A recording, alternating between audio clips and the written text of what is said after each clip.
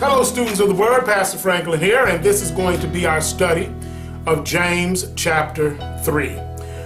This is the end of chapter 3, verses 13 through the end of the chapter, and this is the section that we discussed in Bible study this week at the church. And the reason I do it that way is because sometimes some things come up in the Bible study at the church that I feel would be great to fit into the video. And so we do the Bible study and then I do the video. Now, as I said, this week we're going to go to the end of chapter 3, and the subject's going to be wisdom. So let's jump right in, chapter 3, 13 through the end of the chapter. Who is wise and understanding among you? Let them show it by their good life, by deeds done in the humility that comes from wisdom. But if you harbor bitter envy and selfish ambitions in your heart, do not boast about it or deny the truth. Such wisdom does not come down from heaven, but is earthly, unspiritual, and demonic. From where you have envy and selfish ambitions, there you find disorder in every evil practice. But the wisdom that comes from the heaven is first of all pure, then peace-loving, considerate, submissive, full of mercy and good fruit, impartial and sincere. Peacemakers who sow in peace reap a harvest of righteousness. Okay, so the first thing that we addressed in looking at this was the difference between intelligence and wisdom. And I would even add another one in there: intelligence, knowledge, and wisdom. Now, intelligence. What is intelligence? That is a person's ability to take in and obtain information, process that information, and be able to use it.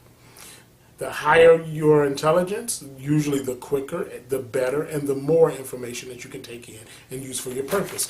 Now, intelligence is also quantifiable. We can tell a person's limits, upper limits at least, of intelligence based on IQ. The higher IQ, the higher intelligence. The higher intelligence, the better one takes in, processes, and enables to use information. Excuse me. Knowledge is simply the information that one obtains. One has a knowledge on a particular subject because one knows or has information on that particular subject. Now, knowledge is not as quantifiable maybe as IQ, but it is something that you can quantify. And then there's wisdom. And wisdom's a little bit different because a lot of people can't put their finger on it, but they know it when they see it. I use my granddad as an example. My grandfather had an 8th grade education, but he was one of the wisest men that I knew. And so there's something different about wisdom. Now, we also have to understand that there is a difference between worldly wisdom and heavenly wisdom. The wisdom that we're talking about here is wisdom that is obtained by God, and the text even addresses that wisdom needs to come from God. And so the worldly wisdom, when we look at worldly wisdom, let's look at our text here.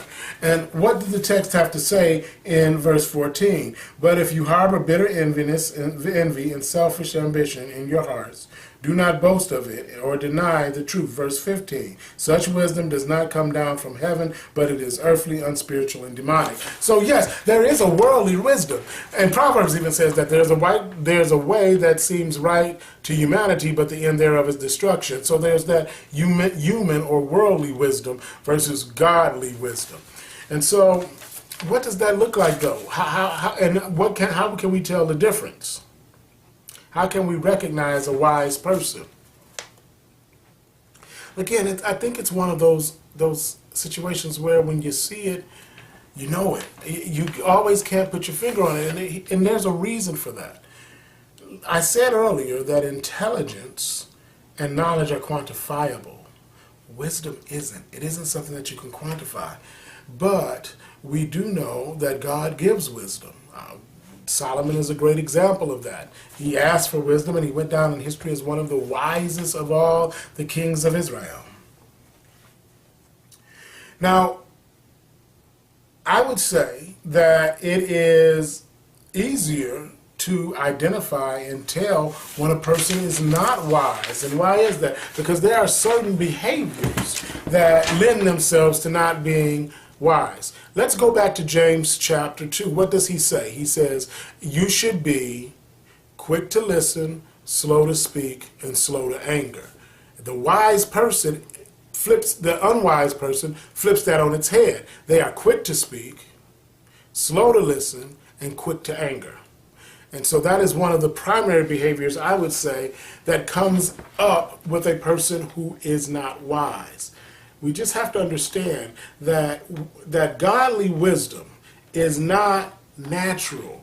It is supernatural.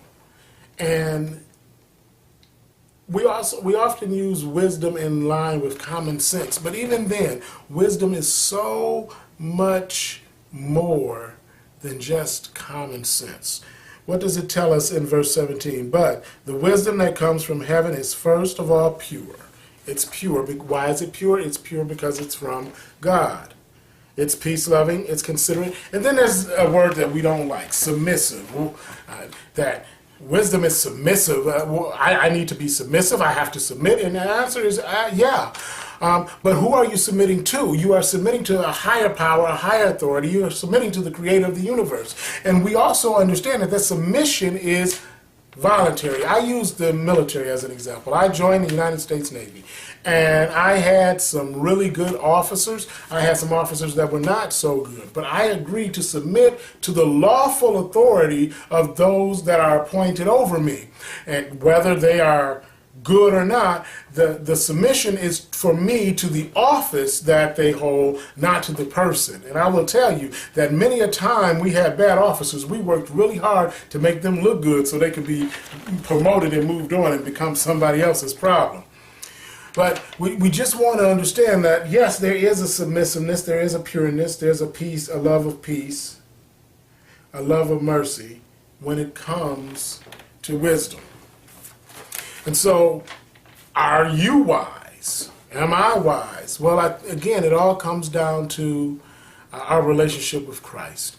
Because I don't believe truly that a person can have a godly wisdom without having that relationship with God. And so that's all I want to address today on this subject. I just want to point out that when we're talking about wisdom, there's a difference between intelligence, knowledge, and wisdom. Intelligence and knowledge are quantifiable, wisdom not as much, because wisdom comes from God. Wisdom is pure, it's submissive, we submit to God, we try to live in the way that God has called us to live, and hopefully through that we are able to gain wisdom. Well, that's all I'm going to cover for today in the study of James. Next week we start in chapter 4, and looking forward to it. God bless you.